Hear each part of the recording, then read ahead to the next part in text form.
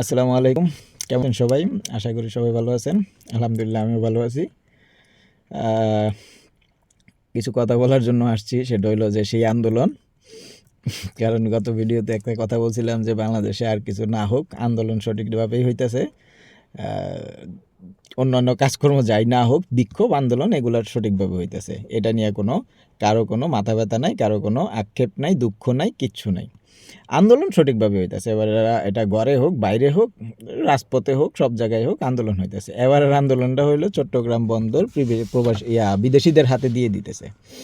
তো বিদেশিদের হাতে কোনোভাবেই তুলে দেওয়া যাবে না চট্টগ্রাম বন্দর।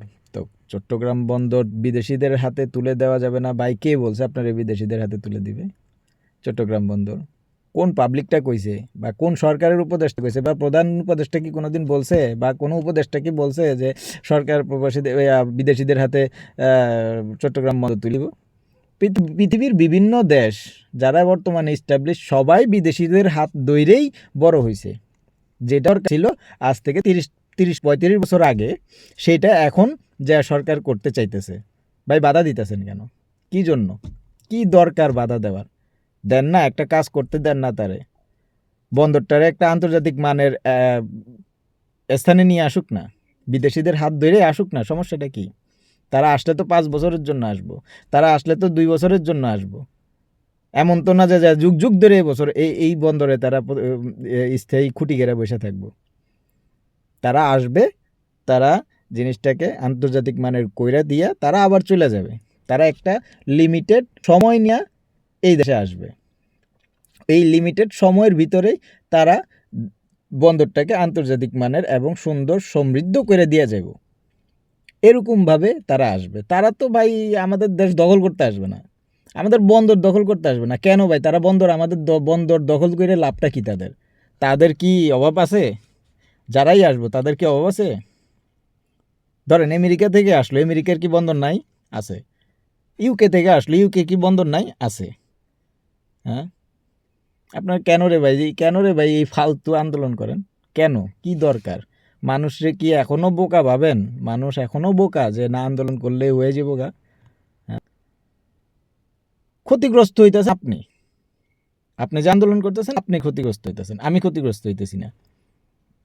কি জন্য আপনি ক্ষতিগ্রস্ত হইতেছেন? আপনি তো মনে করেন যে বাড়তি ইনকাম করতে পারবেন না, আপনি তো মানুষের কাছে তালা লিখতে পারেন না।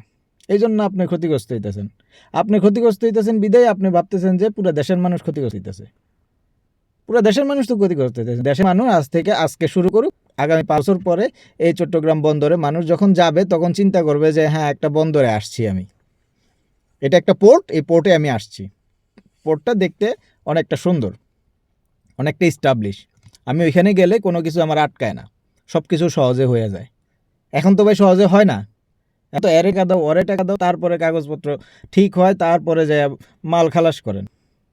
তারা আসলে তো আপনার এই টাকা পয়সা আপনি নিতে পারবেন না, এই কারণে আপনার কষ্ট হইতেছে। এই জন্য আপনি আন্দোলন করতেছেন। এই জন্য আপনি বলেছেন যে দেশ নিয়ে যেতেছে গা। কয়দিন বলছেন সেন্ট মার্টিন নিয়ে যেতেছে গা, আমেরিকাতে দিয়ে দিতেছে। এখন আবার বলতেছেন বন্দর বিদেশিদের হাতে দিয়ে দিতেছে, মানে দেশ বলে বেচে লাইতেছে। আরে দেশ বেচবো কি জন্য? হুম, দেশ বেচবো কেন?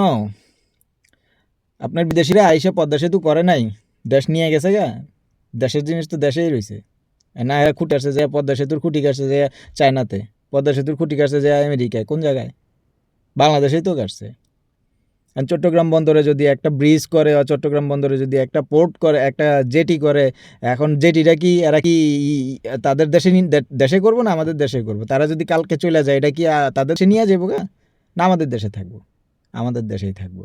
ফালতু কথাবার্তা বললে ভাই, এই বাবারে এই আন্দোলন করে না, ঠিক আছে? এই আন্দোলন করে আর এই বিক্ষোভ মনে করেন যে দেশের মানুষকে খুব অস্থিতিশীল করে তুলে, ঠিক আছে? যেমন যারা দেশে আছে তাদের, সাধারণ মানুষ তারা যেরকম অশান্তিতে আছে, সেরকম মনে করেন যে যারা বিদেশে থাকে তারাও খুব অশান্তিতে আছে এই দেশের পরিস্থিতি নিয়ে, ঠিক আছে? যখনই কেউ জিজ্ঞেস করে কিরে তোর দেশে কী হয়েছে, আরে ভাই কইতেও তো পারি না দেশে কী হয়েছে। হ্যাঁ, কী হইব? এই আপনাদের কারণেই দেশের এই অস্থিরতা শুরু করে দিয়েছেন। কেন? কী দরকার? দেশটা সুন্দর করার দায়িত্ব সবার, সবাই এটাকে সহযোগিতা করবেন, এটাই কাম্য। প্রবাসীরা আছে, সাহায্য করবে, যতটুকু করার দরকার করবে, না পারলে করবে না। দেশ থেকে আপনারা যতটুকু সাপোর্ট দেওয়ার দিবেন। আপনারা ভাই কয় টাকা সাপোর্ট দেন? কয় টাকা সাপোর্ট দেন আপনারা? দেশে থেকে যে আন্দোলন করতেছেন কয় টাকা সাপোর্ট দেন? পুরা পৃথিবীতে যত প্রবাসী থাকে সবাই যে সাপোর্টটা দেয় আপনি কয় টাকা দিতেছেন? যে হাতে গোনা যে কয়জন নিয়ে আন্দোলন করতেছেন, এই হাতে গোনা কয়জন কয় টাকা সাপোর্ট দেন এই যে গভর্নমেন্টরে? খোঁজ করে দেখলে তো বোঝা যাব না, মানে রিটার্ন ট্যাক্স তো আপনাকে নাই, আপনাকে তো ট্যাক্সের খাতায় নামও নাই। ট্যাক্সের খাতায় আপনাকে, সরকারের খাতায় আপনাকে নামও দেখা যাব না যদি আপনাকে যদি পাণ্ডুলিপি যদি খোঁজ নেয়।